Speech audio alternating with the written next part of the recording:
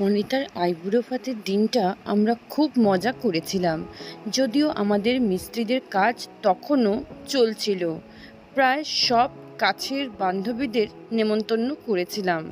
সায়নী অনেক দূর থেকে স্কুটি চালিয়ে এসেছিল।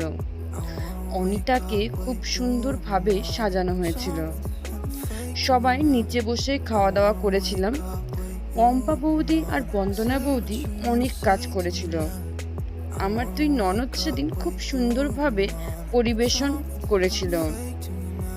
অনিতাকে পরানোর জন্য বাবা রজনীগন্ধার মালা নিয়ে এসেছিল। বন্দনা বৌদির বরকে রান্নার জন্য বলা হয়েছিল। সব মিলিয়ে খুব সুন্দরভাবে কেটেছিল দিনটা। তারই ছোটখাটো ঝলক আজকে তোমাদের জন্য নিয়ে এলাম। সোনালি প্রথমবার বলতে গেলে আমাদের বাড়িতে এসে খাওয়া দাওয়া করলো। পল্লবী প্রথমে আসবে না বলছিল, কিন্তু শেষমেশ আশিস গিয়ে পল্লবীকে নিয়ে এলো। অরুণ আর পাপায়ের নেমন্তন্ন ছিল। অবশ্যই সৌরভকে বলেছিলাম। আমাদের সমস্ত অনুষ্ঠানে সৌরভ থাকবেই। ওর কোনো কাজেই না নেই মুখে। এক গাল হেসে সব কাজের দায়িত্ব নেয় সৌরভ।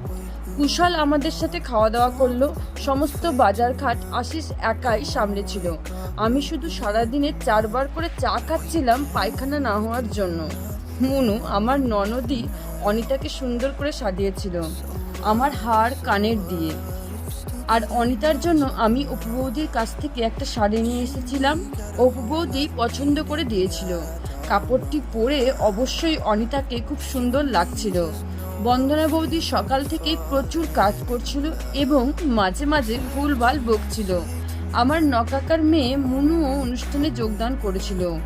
সোনটাও বেশ আনন্দ করে ছবি টবি তুলেছে। বৌদি দূর থেকে এসেছিল যোগদান করতে। আমাদের পম্পা বৌদিকে সত্যি বলতে কি অনেকদিন পরে দেখলাম, বেশ ভালো লাগলো। প্রতিটা মানুষেরই উচিত জীবনের ছোটখাটো আনন্দগুলোকে এভাবেই ভাগ করে নেওয়া।